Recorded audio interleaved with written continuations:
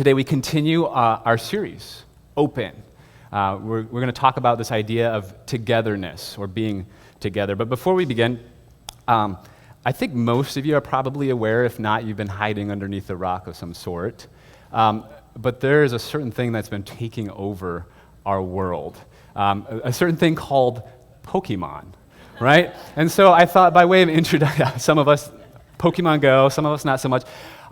By way of introduction today, to take a little time, it's okay, there's lots of things going on in our world that we can address, but to just acknowledge that Pokemon is a phenomenon, and also it's okay sometimes to take time away to distract ourselves, to have a little fun. It can get a little carried away.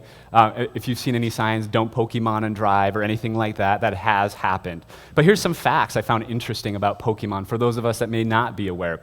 So, Pokemon Go, on its first day it was released, they estimate that it brought in or made between $3.9 and $4.9 million. I have no idea how that works on free apps, but it does, somehow. Stocks and people, using it, somehow that works. I know you can also use real money in the Pokemon game, although it's not required, so that could contribute to it. The estimated amount of revenue that Pokemon Go generates for iOS App Store is roughly 1.6 million right now, just for the iOS Apple devices. And it's estimated that Pokemon Go is expected to generate for Apple alone in the next 2 years, $3 billion. That's what they're estimating now, just by how things have been going. It's a lot of money. I wish I was on the grassroots and the inside of that, right? And that creative to help out with that part. Supposedly, the amount of Nintendo's market value increased during the first 5 days of Pokemon Go by $9 billion. Like a ton of money just went up. And they invested, Nintendo and Google, roughly $3 million into it. So it's like an overnight success. In fact, I think one of the most remarkable stats is that the amount of time it took Pokemon Go to reach the highest grossing app is 12 hours. I mean, from when it was released to becoming the highest used app is 12 hours. That is like the definition of an overnight, like literally overnight success. Like that same day, it was so wildly successful. And I have a few slides here. We'll see how this works. I downloaded some slides, and I did it differently today, and then found out they're all deleted. So we'll see. The first slide I have is about an animal shelter. It's an advertisement for a Pokemon animal shelter. Here it goes. So businesses obviously are taking advantage of this. So their marketing is trying to hatch an egg or catch a rare Pokemon. Come down to the animal shelter to walk one of our dogs while you get your steps in. So if you don't know this, part of the Pokemon game is that you collect and sometimes you get these eggs and you have to walk a certain mile of kilometers in order to hatch them. So this animal shelter is taking advantage, and they had a few people actually buy in and come in and do that to hatch their eggs, which I'm like, oh, that's smart. By the way, I have a dog, so if any of you guys ever want to hatch an egg, you're welcome to come over to my house. We'll send you out with him, and you can get however many kilometers you need to hatch that egg.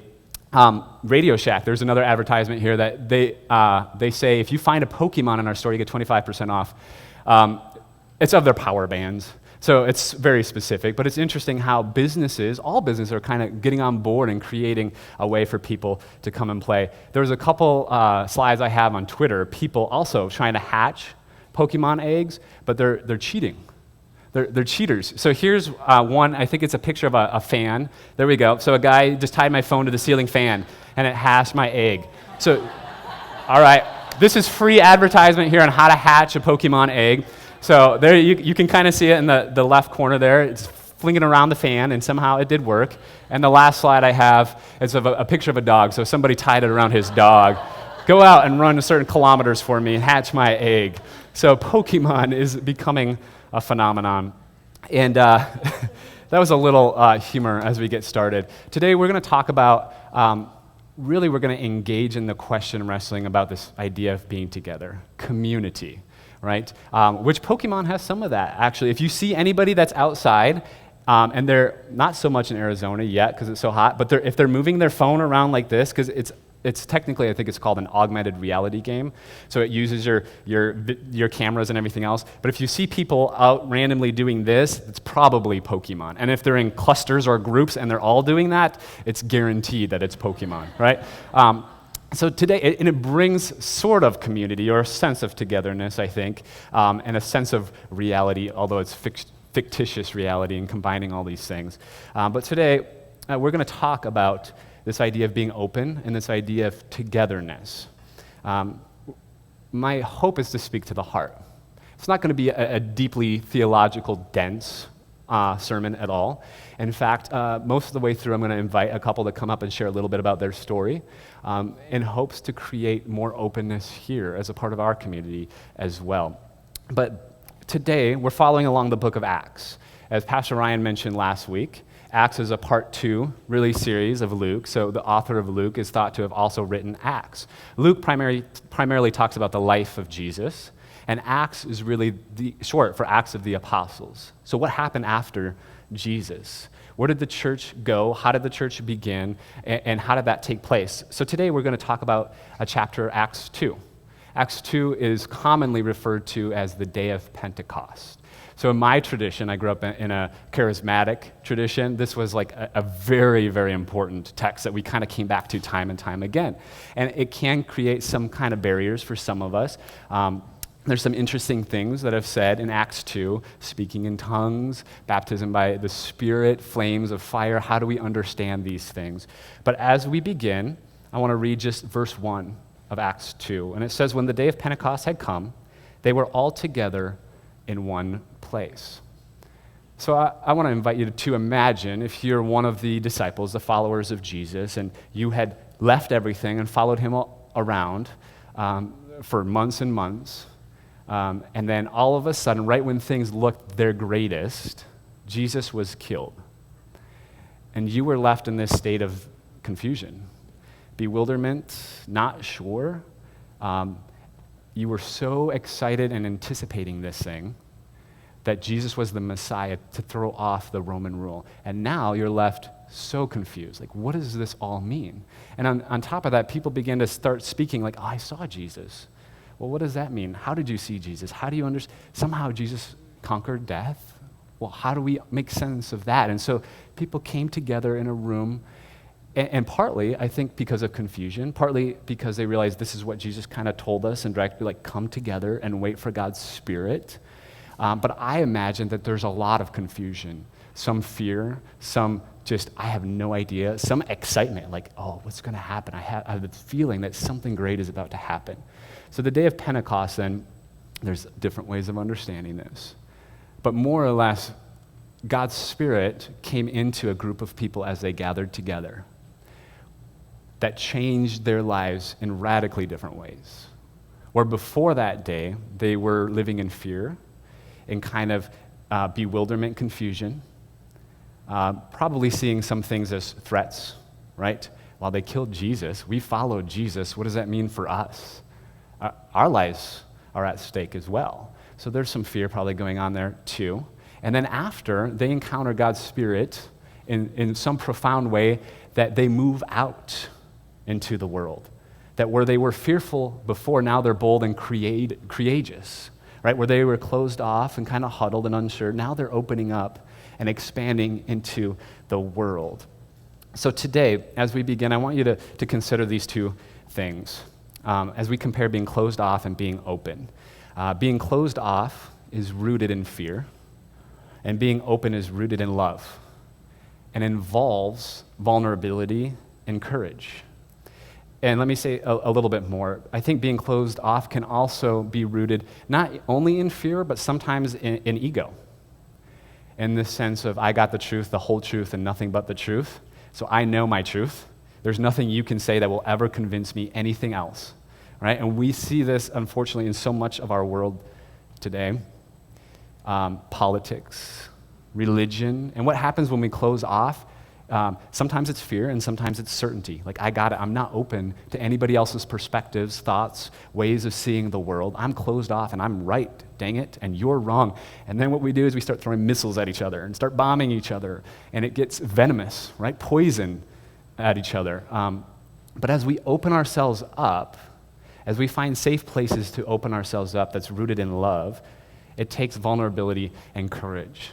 So I want us to kind of think of that as we go through this passage today. We're going to read together Acts chapter 2, verse 41 and 47.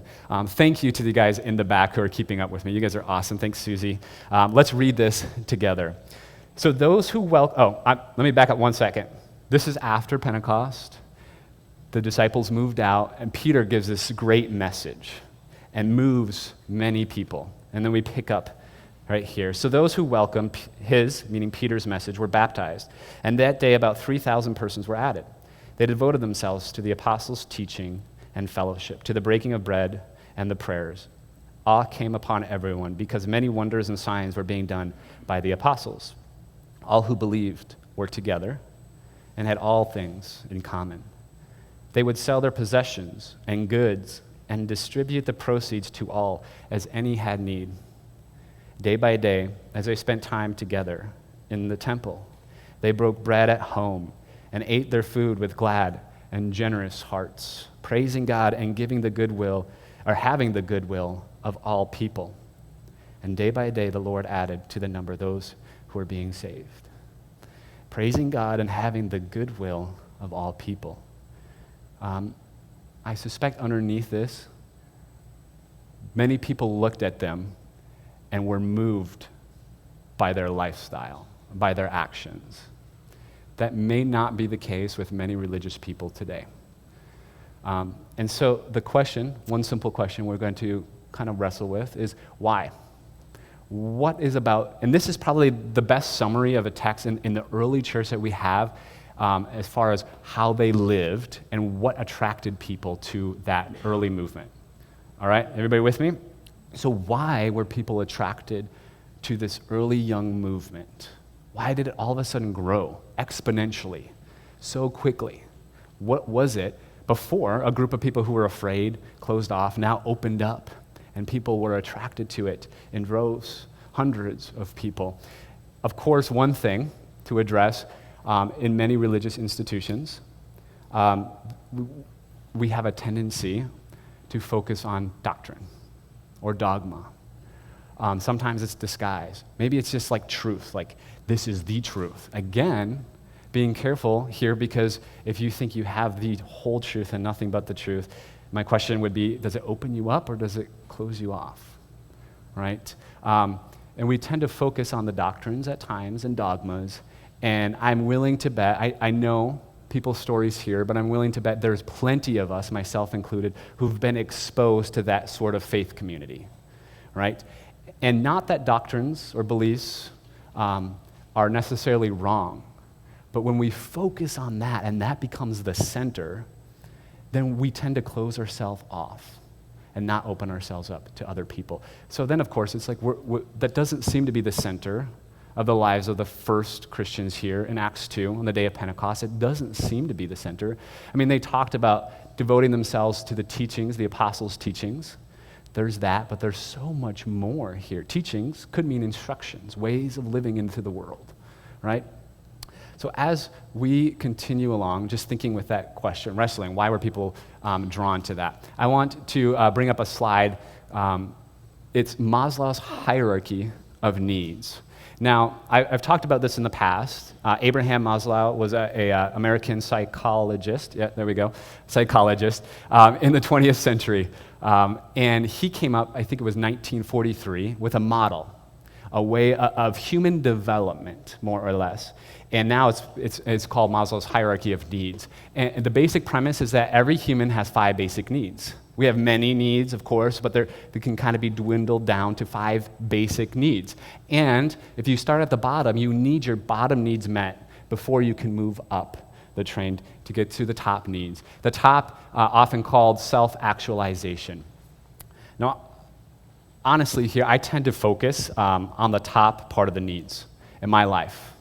I tend to talk a lot about the true self, about spiritual formation, about how you understand yourself, you're beloved, you're loved child of God.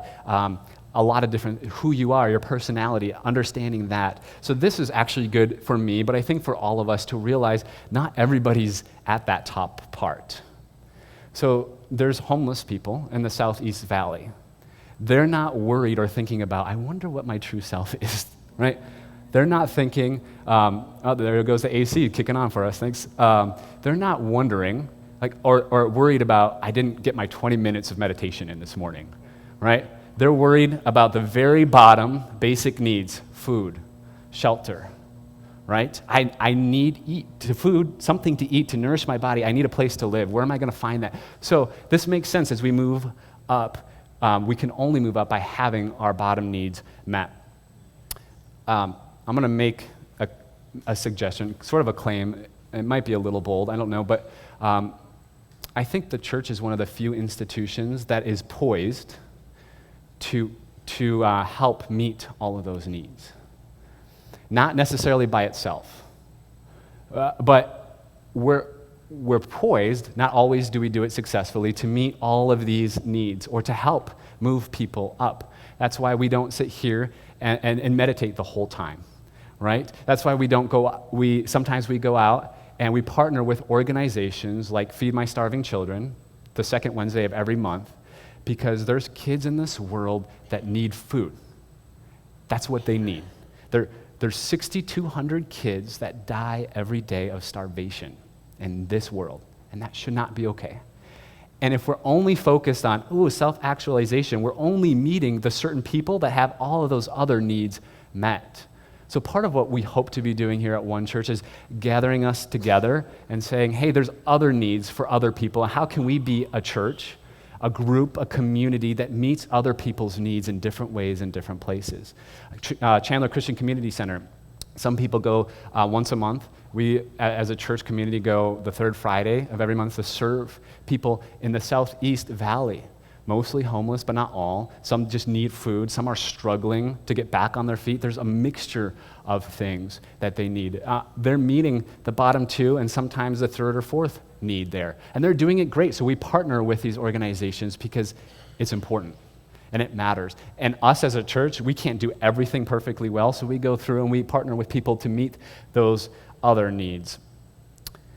Let me ask you a question. As we read the Acts 2 passage, what do you think would be the basic needs that were being met there? I just said it, the basic needs. There I go, I gave away, I provided the answer. So their basic needs, but also some of their psychological needs. So if you look at that third one, there's a need of belongingness. There's always a need of belongingness. So as we look at that text, they were meeting together, creating a sense of belongingness, but they were also moving out to meet the other people's needs. Food, water, security, safety. What do you need? Let's help you get those needs. They were meeting these basic needs, which, let me suggest, is part of the reason, or one of the greatest reasons why people were attracted to this.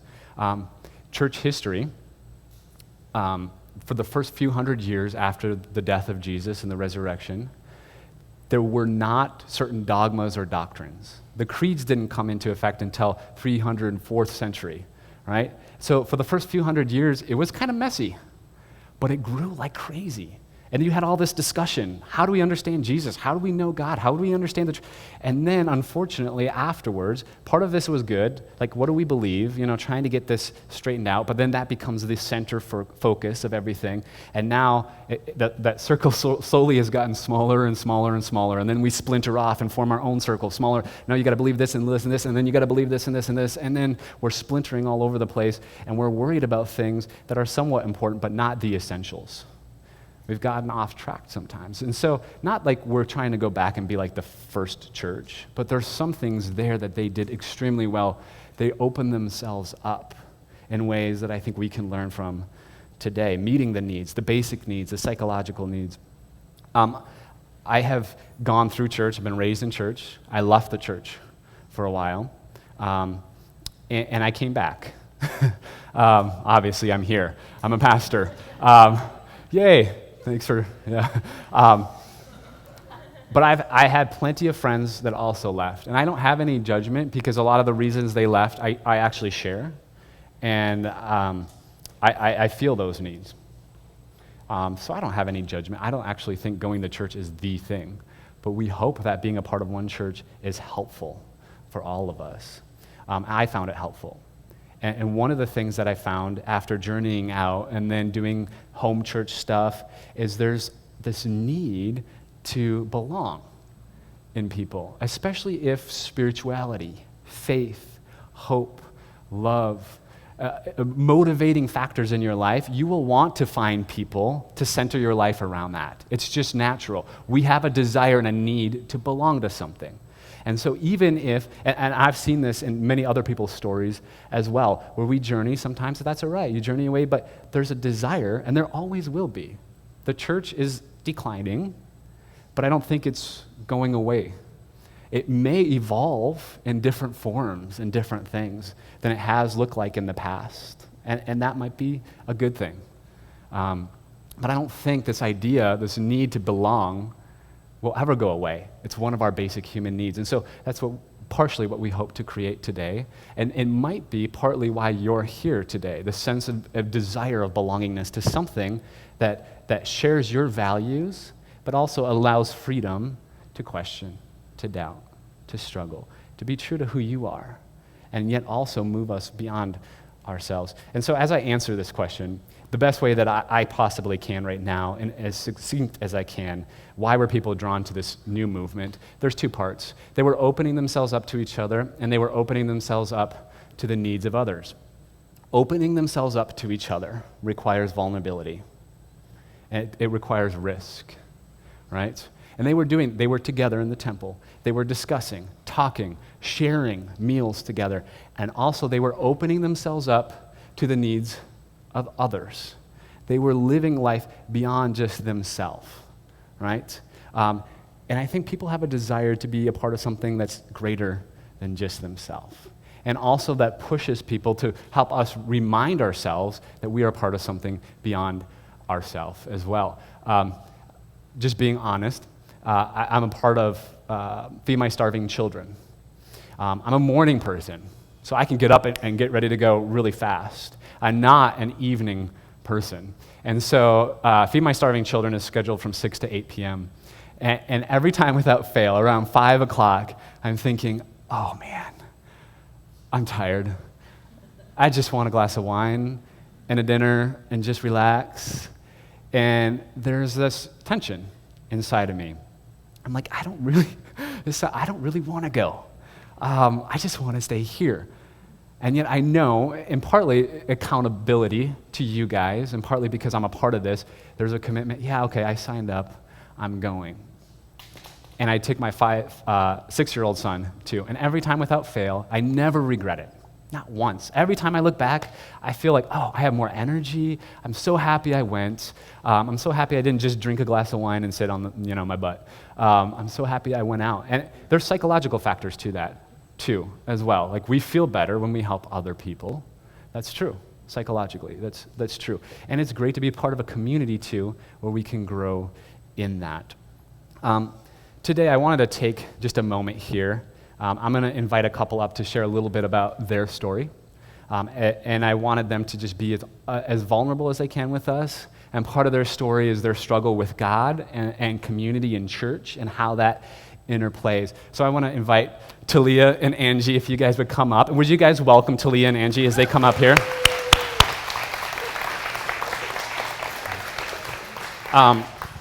So before we begin, you guys had a sort of a big life event recently. We did. We got married last month, June 18th. And that went well, I assume? Yeah, it was amazing. The honeymoon was in Canada, so we were all like looking at pictures of you guys on Facebook, and they're bundled up, and we're just jealous. We're like, oh my gosh, that sounds awesome.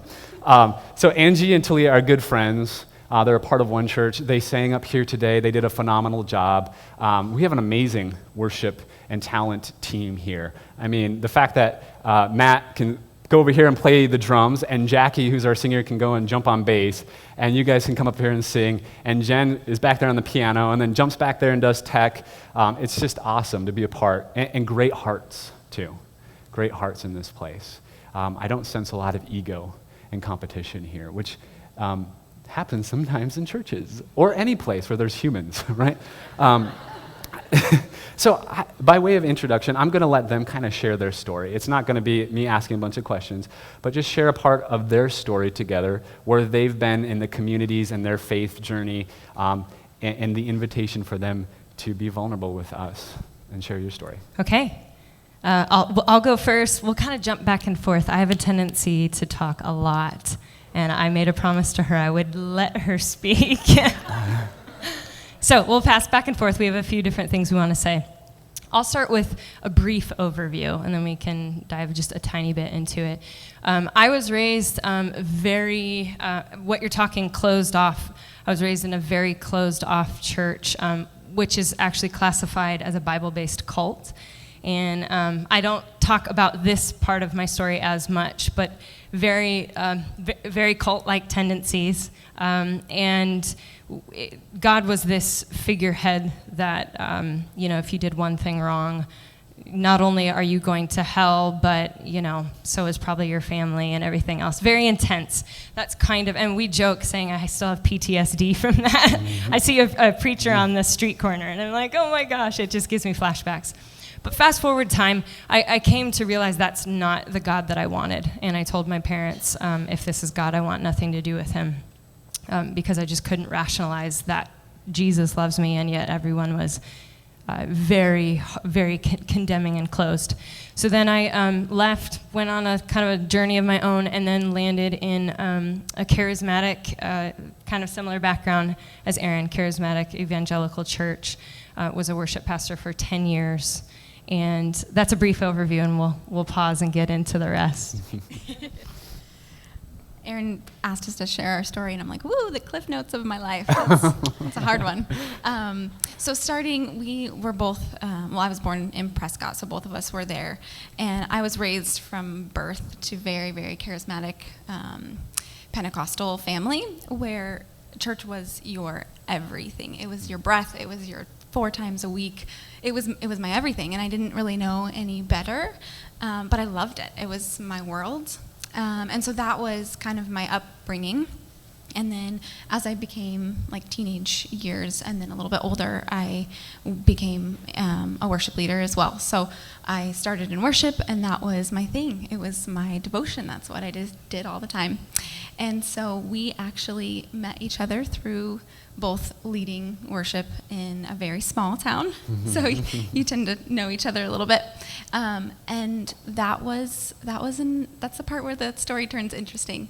So we met each other, and then decided, we fell in love with each other. And so that was a world changer, and it was hard. I'm going to try not to get too emotional. Okay. But my whole world, my family, who I was a part of, instantly became strangers. And for me, I was just instantly kind of kicked out. And so I was outed by my pastor, which was the hardest thing for me.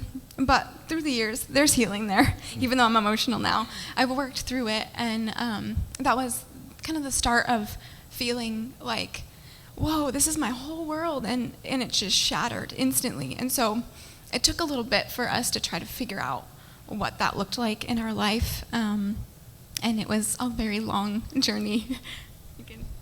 It was, and I didn't expect you to cry this morning, but I'm glad you did. No, I don't think that's bad. I'm glad you did, because really it's easy to share, like she said, quick cliff notes of your life, which then ends up sounding like a really quick elevator speech, right? It's your pitch. Here, I'm Angie, I'm this, blah, blah, blah. But really there's, years of emotion behind this process and this journey. And it took lots of healing. And so after that happened in our lives, we then didn't go to church for almost 8 years. And for 2 kids that my dad used to be a pastor, and we both were worship pastors, that was a huge 180. And that was very foreign for us. And so when you're talking about the decline of church, we were part of that decline. And we didn't want anything to do with it, and yet in the same breath ached for it. And some of you are nodding your heads, and I think because you understand. because you don't want to be a part of that thing, but you want to be a part of that thing and the community and the openness. And I craved that. I craved community. I longed for it. And we didn't know if that was going to be possible. And I was in the closet for a very, very, very long time. And this purged us into having to be open about our sexuality and our faith, which is a very big deal if you're in a Christian family. And because of that, that forced me to be vulnerable. And I speak about that a lot. And I have a podcast, and I rant, and I talk about it a lot. And it's not because it's a hot button subject that's the latest fad, although it is. It's because I think, for me, it comes out of a place of wanting to be real. I was so tired of putting on that hat and wearing that front. I just wanted to be myself. And I feel like when you find that in God, there's this sense of belonging, like you're talking about in that chart, that I feel like for me it started there. And when we came, I don't know if you want us to expand on One Church a bit. Yeah. Why are you guys here? Oh, goodness. So last year, actually it's almost a full year, it's a little over a year. Last June, SCOTUS passed the legalization of gay marriage federally. And I don't even know, I still to this day, I try to tell the story, I told Ryan about it, I don't know who passed it around. Some pastor wrote an open letter to the church and saying, we can do better. We need to support these people. No matter your stance on it, we need to love them as Christ loved them. And he called for people to sign and give their signature, basically their stamp of approval. Yeah, I'll sign. And I don't know who was responsible for signing this, but I saw your name, Matt's name. I saw a whole bunch of people's names on there, and then it said One Church, Chandler. And I went, there's a church in Chandler that they're actually going to, they're literally saying they're going to stand with us and be okay with us. So we went that Sunday. You actually prayed. We wept like little babies because you prayed and thanked God for it. And that's the part that makes me emotional. You happened to pray that morning and thanked God for freedom for people like Talia and I just was so moved because I thought, that's where God's acceptance is in that moment. And so that's why we're here, because we genuinely, I could care less about, I shouldn't say I could care less. I don't care as much about theology and having it right, because I know I probably don't have it right and never will. But I care about that belonging and that belonging with our Creator and each other. Awesome. That's all I have to say about that. We'll both get teary-eyed. I hopefully won't again. But I guess a little bit of the journey, the 8 years that we had gone through this, I never really thought that I would ever turn my back on God. That was like, what? No, I'm not one of those people. But through the journey, it was so hard to be hurt, and then I knew God loved me. At the end of the day, I knew I could never let that go.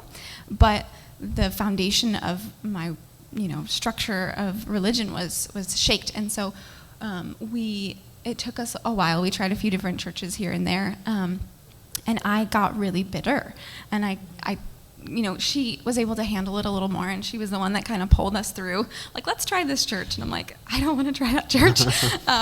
But just to be really real, I got bitter, I got mad, and I was like, I don't know if this is for me anymore. I don't know what any of this looks like. I know I love God, but I'm just going to let that go. We're going to continue on. And through the years, I think the biggest thing is been able to have healing through other ways. So we had people speak into our lives that weren't a normal religious person, but just being open to that, God used them and kind of softened my heart throughout that time. And once we found One Church, I remember that first day sitting here being like, where's the noose? Like, when, when are they gonna, because we're just worried, like, when are they gonna turn on us, And not as in you, but that's just how we had kind of prepared ourselves, is where's the back door so we can run if things go south. And that's being honest to where we were. And it just never happened. Thanks, guys. But it just was this instant relief of being able to be like, I can just be me in whatever. If I want to wear yoga pants, I can sit in the front seat and just be. And I think that was the breath of fresh air that we needed. And so through that, it's been healing. It's been hard sometimes where I'm like, I'm still wrestling with things, but I think that's the part of our spiritual journey. It's a journey for a reason. It's not we're just there. We haven't just arrived. So for me, I think that's been the biggest thing, is being able to wrestle through all of these things and wrestle through our relationship, but know that we've got a love community around us has been really awesome. Awesome. Can you guys thank Angie and Talia for coming up and sharing their story? Thank you guys so much. Appreciate it. Part of creating, hopefully, a safe place is sharing each other's stories. And as we do, we're inspired to be more open and honest ourselves. And so as we close, it's an invitation that I wanted to extend to all of us, the two-part invitation. The first one is, will you choose to risk and to become more open and vulnerable to others? It's a process, and that's okay. Wherever you're at in that process, it's okay. But it is a process, meaning we're moving towards that. Becoming open is the first, and vulnerable is the first and probably the hardest step in healing. When we've been hurt or wounded, we tend to close off, and there's a time that we probably need to be. And I'm not suggesting we open ourselves up to the same sort of abuse that we've experienced before, or going into the same exact position if we were physically abused, sexually abused. I'm not saying that in any way. But even those cases will close off for a time, and if we don't learn to open ourselves back up and find a safe place, healing will never come. So it's the first step, is to begin to open ourselves up, to share, to find a place where it's safe enough, and you still take risks. One church is not a perfect church, but we hope to create safe places where we can come together.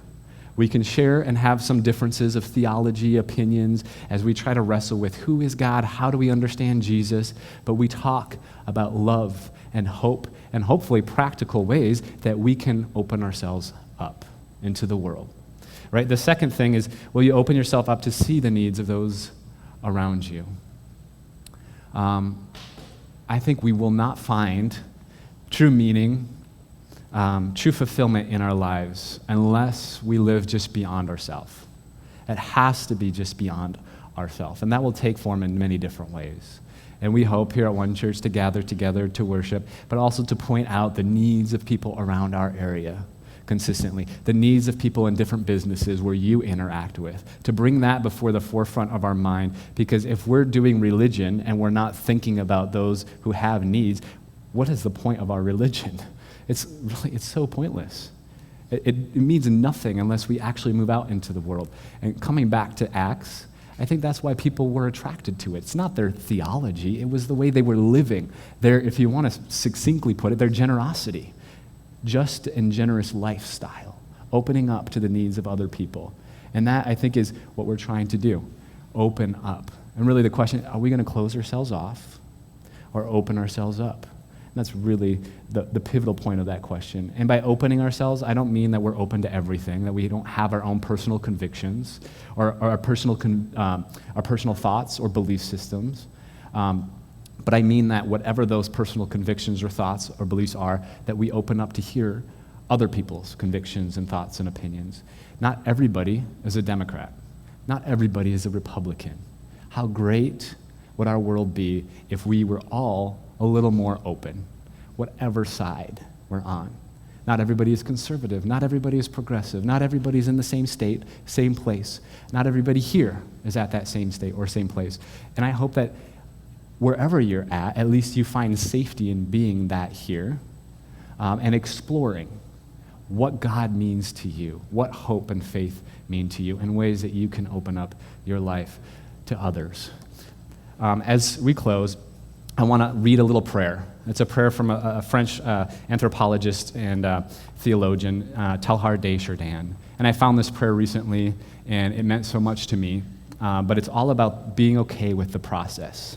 And so as we explore this, being okay with whatever part of the process journey you're on, and being okay with whatever part of the process your friends, your loved ones are at, and loving them. So would you take whatever pose is comfortable with you, close your eyes if you would like, and I'm going to go ahead and just read this prayer as a prayer for our community. Above all, trust in the slow work of God. We are quite naturally impatient in everything to reach the end without delay. We should like to skip the intermediate stages. We are impatient of being on the way to something unknown, something new. Yet it is the law of all progress that it is made by passing through some stages of instability, and that it may take a very long time. And so I think it is with each of us. Our ideas mature gradually, so let them grow. Let them shape themselves without undue haste. Let us not try to force them on as though we could be today what time will make of us tomorrow. Only God could say what this new spirit gradually forming within us will be. Give our God the benefit of believing that his hand is leading us, and accept the anxiety of feeling ourselves in suspense and incomplete. Amen.